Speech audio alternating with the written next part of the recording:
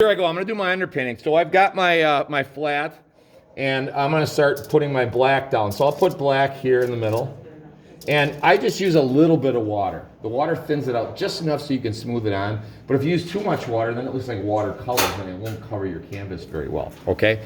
So I know that in some of these areas, like here, it's going to get pretty dark. So I'm going to put some black down, and I'm just going to start with my underpainting here. Okay. Just a little bit of water, blend that around, and I can lay this down pretty smooth, okay? Now, just like if you're using like pastels, I'd kind of let it kind of fade away. So I'm just gonna put some down here, and I'll kind of brush, and I'll let this sort of fade away like this. So this is just my underpainting. This is just helping me establish values, okay? That way I know that this area is gonna be really dark.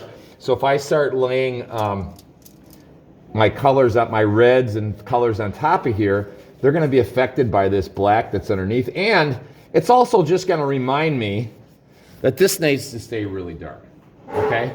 So I can also see that it's a little bit black right where this stem is coming out right here. So in there, it's pretty dark.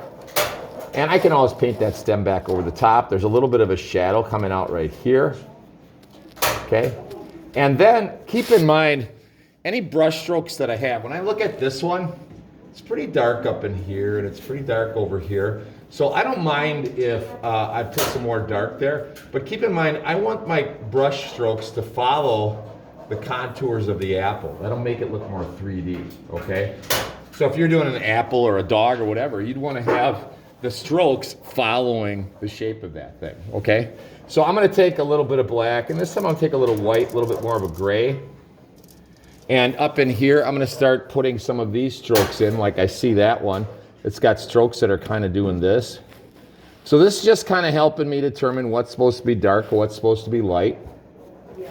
And you don't have to worry like you're going to screw this up. You're not going to screw it up, but it's going to help you determine. So I got strokes that are kind of coming this way too. Here, sort of. Okay. And then on the back edge, it looks a little bit darker. So back in here, there are a little bit of stroke in there. The stem I'll probably put in later. So those are coming out. So already it's got a little bit more of a three-dimensional look. Now it's got a dark shadow here. And I'm gonna go some really dark shadow. So down in here, if I cover up that line there, it's probably not that important. So I wouldn't worry about it. Because I think when I'm done, I think I want to maybe have that apple maybe flow right into the shadow rather than having it get separated, but you could separate it too. So once again, you can kind of see my pencil line right here. That's going to be my finished painting. Well, I'm going to go well beyond that. That way when I wrap it around later, it won't have like a white side there, okay? Now, the background was really dark. And I'm going to take and make this area really dark up here, okay? So a little bit of water. This is a case where if you're doing a large area, you could switch to a larger brush. It'll go faster.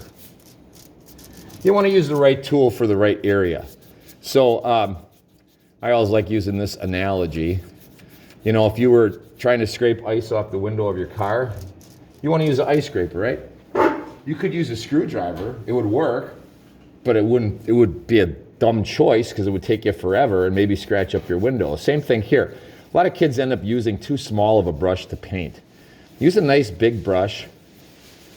Now, right here, you can see I'm just, because I want it to kind of fade black like this one, and I want to see a little bit of separation between that shadow and the background here. So I'm putting black down. It's going to be black across here. I really want that top edge to stand out, so I'm going to make sure that I put some black right up to the edge of that apple right there. Now notice I got a little blue mixed in. I don't know if you noticed that, but I grabbed a little blue. And you know why? Because I wanted to, okay? So I always think this, don't, when you paint, biggest mistake kids make is they think too literally, like red here, black here, yellow here. They don't like colors kind of intermix with each other. So eventually I'm going to have some golds and things over here, and then I want this to be pretty light. So now my brush is just saturated with black. So I'm going to just clean it off really quickly like this, and that's why you want a big jar. And you quickly can do this and pretty much switch to any color you want without going back to the sink. That just wastes time. Now I'm gonna grab some white, okay? And I'm gonna paint, I want this really be a bright yellow like this. So if I put white down, that'll make sure that that gets pretty bright. So once again, this is my underpainting. And then I'm gonna let this dry, and then I'm gonna start painting over the top of this then with colors in just a bit. Okay? And I got a little gray in there, so what? Okay? And I'm gonna throw just a little bit of white back here, not a lot, just a little bit to separate that shadow a little bit. And I'm gonna bring that white up this way, but then the white is gonna start to sort of fade away. So I'm gonna leave it the color of the canvas right now, which would be fine. Okay? Now, it's got a little white on the apple.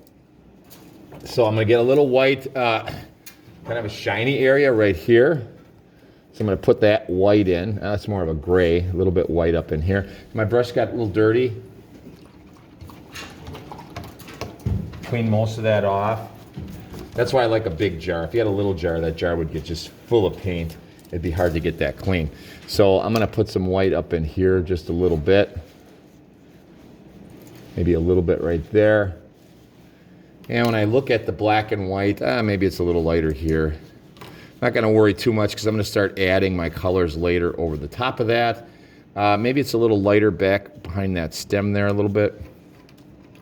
Okay, now I'm pretty much all I need to do right now for my underpainting, okay?